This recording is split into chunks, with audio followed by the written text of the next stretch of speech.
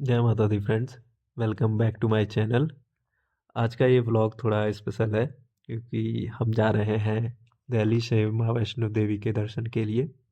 ये सिर्फ एक ट्रैवल व्लॉग नहीं है, ये एक जर्नी है फेथ, बिलीव और इनर पीस की। तो वीडियो को एंड तक ज़रूर देखना, और अगर आप नए हो चैनल पे तो सब्सक्राइब करना मत भूलना। जय माता दी। 24 दिसंबर की शाम को हम लोग दिल्ली से अपनी जर्नी स्टार्ट करते हैं। अंदर से एक अलग ही एक्साइटमेंट है क्योंकि डेस्टिनेशन सिर्फ एक जगह नहीं है, माँ वैष्णो देवी का बुलावा है। हमने ये पूरी जर्नी बस के थ्रू की है। ये स्लीपर बस था, तो पूरी रात बस में ट्रेवल करने के बाद नेक्स्ट डे दोपहर लगभग 1 बजे हम फाइनली कटरा पहुंच जाते हैं। सफ़र थोड़ा लंबा था, इसलिए कटरा आकर हम एक नॉर्मल सा रूम लेते हैं, थोड़ा रेस्ट करते हैं, फ्रेश होते हैं और बॉडी को थोड़ा रिलैक्स करने का टाइम देते हैं। उसके बाद शाम लगभग 8 बजे पूरी एनर्जी के साथ हम निकल पड़ते हैं सीधे माँ वैष्णो देवी की यात्रा के लिए। अब असली जर्नी स्टार्ट होने वाली थी। कटरा चौक पहुंचने के बाद हम लोगों ने एक स्टिक खरीदी, जिसके सहारे ज़्यादातर लोग ये 12 से 13 किलोमीटर की चढ़ाई कंप्लीट करते हैं। स्टिक सिर्फ एक सपोर्ट नहीं होती, बल्कि यात्रा का एक हिस्सा बन जाते हैं। आगे बढ़ते हुए रास्ते में हमने एक पेड़ देखा जहाँ लोग चुनरी बांध रहे थे। हमने सोचा कि अभी नहीं, जब हम अपनी यात्रा पूरी कर लेंगे तब जो चुनरी हमने अपने माथे पर बांध रखी है उसे यहीं आकर बांधेंगे। और फिर जब मैं सर ऊपर उठाकर पहाड़ों की तरफ देखा तो एक अलग ही फीलिंग थी। दिल से बस एक ही बात निकली कि आखिरकार माँ ने हमें बुला लिया। कटरा चौक से लगभग 1 या 1.5 किलोमीटर आगे जाकर असली यात्रा स्टार्ट होती है, लेकिन हम इतने एक्साइटेड थे कि वो पूरा डिस्टेंस भी पैदल ही चल रहे थे। जैसे जैसे हम लोग एंट्रेंस गेट की तरफ बढ़ रहे थे, हमारी एक्साइटमेंट बढ़ती जा रही थी और बार बार ऊपर देखकर जय माता दी के नारे लगाए जा रहे थे। हमारे नारेबाजी सुनकर मैंने सोचा कि इस मोमेंट को रिकॉर्ड कर लेना चाहिए। फिर मैंने अपने पूरे ग्रुप का एक मस्त सा वीडियो बना लिया, जिसमें पूरे जोश, एक्साइटमेंट और जय माता दी के एनर्जी कैप्चर हो गई। उसके बाद हम आगे बढ़े और थोड़ी ही देर चलने पर हमें दिखाता है एक बड़ा सा सफ़ेद रंग का एंट्रेंस गेट। ये गेट देखकर एक बार के लिए हम सब सरप्राइज्ड हो गए, क्योंकि रात के टाइम ये जगह काफ़ी ग्रैंड और डिवाइन लग रही थी। यहीं पर सबका सिक्योरिटी चेक होता है, तो जल्दी से हम लोग सिक्योरिटी चेक कराने की लाइन में लग गए।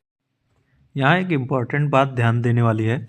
जब आपका सिक्योरिटी चेक होता है तो मोबाइल फ़ोन के अलावा कोई भी एक्स्ट्रा इलेक्ट्रॉनिक आइटम अलाउड नहीं होता है। कुछ लोगों से तो जूते और सॉक्स तक उतरवा दिए जा रहे थे ताकि प्रॉपर चेकिंग हो सके। हमारे ग्रुप में टोटल 5 लोग थे। सिक्योरिटी चेक के बाद मैं और मेरे साथ 2 लोग इजीली आगे निकल गए और बाकी दोस्तों का वहीं वेट करने लगे। उनमें से एक दोस्त मोबाइल और टैब दोनों लेकर आए थे, तो सिक्योरिटी ने क्लियरली कह दिया कि या तो सिर्फ मोबाइल ले जाओ या फिर टैब। हम लोगों ने उस दोस्त का थोड़ा सा मजाक भी उड़ा लिया और फिर सब मिलकर एक दूसरे को मोटिवेट करने लगे। उसके बाद जय माता दी के नारे के साथ हम सब अपनी यात्रा शुरू करने के लिए पूरी तरह रेडी हो गए। एक्साइटमेंट हाई थी, एनर्जी फुल ऑन था और दिल में बस एक ही बात, माँ के दर्शन। जैसे जैसे हम आगे बढ़ रहे थे, हमारे ग्रुप के कुछ लोगों की एनर्जी थोड़ी थोड़ी डाउन होने लगी थी, लेकिन जैसे ही मैं कैमरा निकालता था ना, सब एकदम एक्टिव हो जाते थे। सबका रिएक्शन सेम होता था, नहीं नहीं अभी हम थके थोड़ी ना हैं। कैमरे ने यहाँ सिर्फ मोमेंट रिकॉर्ड नहीं किया भाई, बल्कि एनर्जी बूस्ट करने का भी काम किया है। अच्छा, एक और चीज़ हमने नोटिस किया कि कुछ लोग नंगे पांव पूरी यात्रा कंप्लीट करके वापस लौट रहे थे, और सच बताऊं थकान के बाद भी उनकी एनर्जी नेक्स्ट लेवल थी। मतलब वो लोग 18 से 19 किलोमीटर की यात्रा कंप्लीट करके आ रहे हैं और जय माता दी के नारे लगाए जा रहे हैं, कहते जा रहे हैं भाई। उन लोगों को देखकर हमारे अंदर भी एक अलग ही जोश आ गया और हम भी पूरे मन से जय माता दी के नारे लगाते हुए आगे बढ़ते गए। आगे बढ़ते हुए आप देख सकते हो रोड के दोनों तरफ बहुत सारी दुकानें हैं। साथ ही कुछ फ़ोटो स्टूडियो भी हैं जहां माँ वैष्णो देवी जी की मूर्ति का थीम पर सेटअप बनाया हुआ होता है। ज़्यादातर लोग यहीं अपनी फ़ोटो क्लिक करवाते हैं, क्योंकि ऊपर भवन में कैमरा अलाउड नहीं होता है। इसलिए ये जगह सिर्फ शॉपिंग नहीं बल्कि यादों को कैप्चर करने के लिए भी काफ़ी स्पेशल बन जाती है। यात्रा करते हुए हम लोग पहुंच जाते हैं बाणगंगा। यहाँ आप देख सकते हो कि काफ़ी लोगों ने पत्थर को मिलाकर एक स्ट्रक्चर बना रखा है। इसकी एक अलग स्टोरी है, ये मैं बताता हूँ आपको। यहाँ पे हम ऑलरेडी कटरा में रूम लेकर के नहा लिया था, तो इसलिए यहाँ हम सिर्फ हाथ पैर धोने के लिए रुके थे। हम दो ग्रुप में चले गए और तब तक मैंने एक दोस्त का घर बनाते हुए एक फ़नी सा वीडियो भी बना लिया। उसके बाद हम लोगों ने हाथ पैर धोए, थोड़ा सा पानी सर पे छिड़का और आगे बढ़ने के लिए रेडी हो गए। कुछ यात्री यहाँ प्रॉपर स्नान करके अपनी यात्रा कंटिन्यू करते हैं। यहाँ देखकर आपको लग सकता है कि पानी थोड़ा ठहरा हुआ है, लेकिन ऐसा बिल्कुल नहीं है। आगे जाकर ये पानी पूरी धारा के साथ नीचे की तरफ बह रहा होता है। लोगों का मानना है कि माँ वैष्णो देवी ने यहीं अपने धनुष से बाण चलाया था, जिससे इस नदी की उत्पत्ति हुई थी। इसी वजह से इस जगह का नाम बाणगंगा पड़ा। और ऐसा भी माना जाता है कि माँ ने अपने केस यहीं धोए थे, इसलिए ये जगह सिर्फ एक स्टॉप नहीं बल्कि यात्रा का एक बहुत ही पवित्र और इम्पोर्टेंट हिस्सा है। लोगों का मानना है कि जब भैरव बाबा ने माँ का पीछा किया था, तो माँ का किसी एक जगह परमानेंट घर नहीं था। माँ कभी बाणगंगा, कभी अर्धकुमारी और आखिर में भवन में जाकर विराजी। इसी भावना के साथ आज भी लोग बाणगंगा या पूरी यात्रा के दौरान जगह जगह पत्थरों के छोटे छोटे स्ट्रक्चर बना देते हैं। उन लोगों का विश्वास होता है कि जैसे माँ को आखिरकार एक पवित्र स्थान मिला, वैसे ही उनका भी एक घर बन जाए और उनकी लाइफ में स्टेबिलिटी आए। ये छोटी सी चीज़ दिखने में सिंपल लगती है, लेकिन इसके पीछे बहुत गहरी श्रद्धा और विश्वास छुपा होता है। यात्रा को कंटिन्यू करते हुए हम पहुंच जाते हैं प्रथम दर्शन मंदिर श्री चरण पादुका। ये वही पवित्र जगह है जहां माँ वैष्णो देवी के पाँव के निशान आज भी देखे जाते हैं। यहाँ पर बहुत सारे देवी देवताओं की मूर्तियाँ भी हैं, जो इस जगह को और भी अट्रैक्टिव बना देती हैं। हम यहीं रुककर सबके दर्शन और पूजा करते हैं और प्रसाद लेकर के आगे की यात्रा के लिए बढ़ जाते हैं। यात्रा के दौरान अपने हेल्थ का ध्यान रखना बहुत ज़रूरी होता है। अगर आपको ब्रीदिंग प्रॉब्लम होती है तो कपूर अपने साथ रखना काफ़ी हेल्पफुल होता है। साथ ही फीवर या पेन के लिए एक एक टैबलेट रख लेना भी अच्छा होता है। वैसे टेंशन लेने की बात नहीं है, क्योंकि ऊपर भवन में ट्रस्ट का मेडिकल स्टोर होता है, जहाँ से दवाइयाँ बिल्कुल फ्री में मिल जाती हैं, कोई भी चार्ज नहीं लगता है। यात्रा में पानी पीते रहना और बीच बीच में एनर्जी ड्रिंक या कुछ न कुछ खाते रहना भी बहुत इम्पोर्टेंट है। हम लोग भी रास्ते में एक स्टॉल पर रुक कर के फ्रूट सैलेड और चना खाएं और मदर डेयरी से लस्सी भी पी। अभी हम लोग आधी यात्रा भी कंप्लीट नहीं कर पाए थे और आप देख सकते हो हमारे ग्रुप की हालत थोड़ी ख़राब होने लगी थी। पाँव में दर्द स्टार्ट हो गया था, थकान फील होने लगी थी। मैं बार बार सबका हाल पूछ रहा था और उन्हें मोटिवेट कर रहा था कि बस थोड़ा दूर और चलो, अर्धकुमारी पहुंच जाएंगे तो आधा रास्ता कंप्लीट हो जाएगा।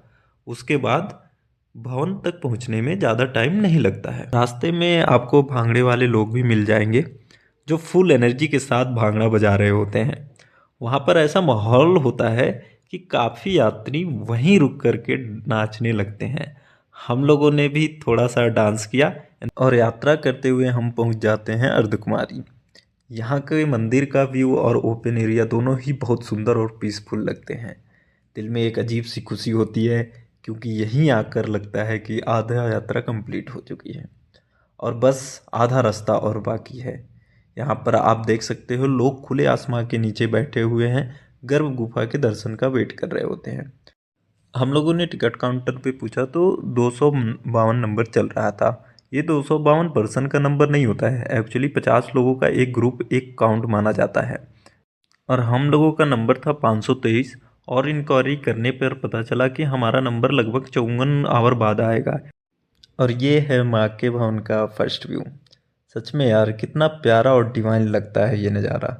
इतनी लंबी यात्रा के बाद जब भवन सामने दिखता है ना, तो दिल अपने आप भर जाता है। अर्धकुमारी में 54 आवर का वेट टाइम सुनने के बाद हमने फाइनली डिसाइड किया अभी यहाँ रुकना पॉसिबल नहीं है, इसलिए हमने सोचा पहले भवन के दर्शन कर लेते हैं और वापसी में अर्धकुमारी के दर्शन करेंगे। और इसी डिसीजन के साथ हम माँ के भवन तक पहुँच जाते हैं। माँ के दर्शन के बाद हम बिना ज़्यादा रुके भैरव बाबा के दर्शन के लिए यात्रा शुरू कर देते हैं। ये पूरा रास्ता हम लोग स्टेयर से कवर करते हैं। सीढ़ियाँ काफ़ी ज़्यादा हैं, लगभग 1500 से भी ज़्यादा स्टेप्स। हर स्टेप के साथ थकान भी होती है, लेकिन मन में एक ही सोच थी कि जब माँ के दर्शन हो गए हैं तो भैरव बाबा के भी दर्शन जरूरी हैं। और फाइनली इतनी सारी सीढ़ियाँ चढ़ने के बाद हम पहुँच जाते हैं भैरव बाबा के धाम। आरती और दर्शन का वेट करते करते कब सुबह हो गई पता ही नहीं चला। सुबह का व्यू वहाँ से बहुत ही खूबसूरत लग रहा था, लेकिन भीड़ इतनी ज़्यादा थी कि मैं ठीक से वीडियो भी रिकॉर्ड नहीं कर पाया। ऊपर से लंगूर भी काफ़ी ज़्यादा थे, तो थोड़ा डर लग रहा था कि कहीं मोबाइल न छीन लें। उस मोमेंट पे जब आसपास देखा तो पहाड़ और बादल एक दूसरे से मिलते हुए दिख रहे थे, एकदम पोस्ट कार्ड जैसे सीन। दर्शन के बाद हम लोग काफ़ी थक चुके थे, इसलिए हमने नीचे आने के लिए रोपवे का ऑप्शन लिया। रोपवे का चार्ज था 100 रुपये पर पर्सन, और ऑनेस्टली इस थकान के बाद ये ऑप्शन बिल्कुल वर्थ इट लगा। लगभग 5 से 6 मिनट के अंदर हम वापस माँ के भवन पहुँच गए थे। सुबह भवन का व्यू और वहाँ की हलचल, लोगों की मूवमेंट और पॉजिटिव एनर्जी, सच में सब कुछ बहुत ही अच्छा और प्लीजेंट लग रहा था। यात्रा और दर्शन के बाद हम लोग बहुत ज़्यादा थक चुके थे। बॉडी बिल्कुल आंसर दे चुकी थी, इसलिए थोड़ा रेस्ट लेना बहुत ज़रूरी हो गया था। इसके लिए हमने वहीं डॉर्मेट्री में स्टे किया। डॉर्मेट्री का चार्ज था 150 रुपये पर पर्सन, जो ऑनेस्टली काफ़ी बजट फ्रेंडली था। यहाँ हमने 3 से 4 घंटे की अच्छी नींद ली, वॉशरूम यूज़ किया, थोड़ा फ्रेश फील किया और बॉडी को थोड़ा रिकवर होने का टाइम दिया। रेस्ट के बाद जब थोड़ी एनर्जी वापस आ गई तो हमने कटरा के लिए वापस पैदल यात्रा स्टार्ट की। थकान अभी भी थी, लेकिन मन बिल्कुल हल्का और सेटिस्फाइड था। नीचे उतरते टाइम मैं बार बार पीछे मुड़कर माँ के भवन को देखता जा रहा था, और जब हम अर्धकुमारी पहुँचते हैं तो वहाँ पता चलता है कि अभी 382 नंबर चल रहा था। ये देखकर हमारे अंदर गर्भ गुफा के दर्शन की होप ऑलमोस्ट ख़त्म हो चुकी थी। हमें समझ में आ गया कि ये काउंटर बहुत धीरे आगे बढ़ रहा है, और अगर यहीं रुकते तो बहुत ज़्यादा टाइम लग जाता। इसलिए हमने एक प्रैक्टिकल डिसीजन लिया और अर्धकुमारी से ही कटरा के लिए नीचे उतरना स्टार्ट कर दिया। दिल में थोड़ी सी उदासी थी, लेकिन साथ ही एक सेटिस्फैक्शन भी था कि माँ के दर्शन हो चुके थे। आज के इस ब्लॉग को यहीं ख़त्म करते हैं। जय माता दी।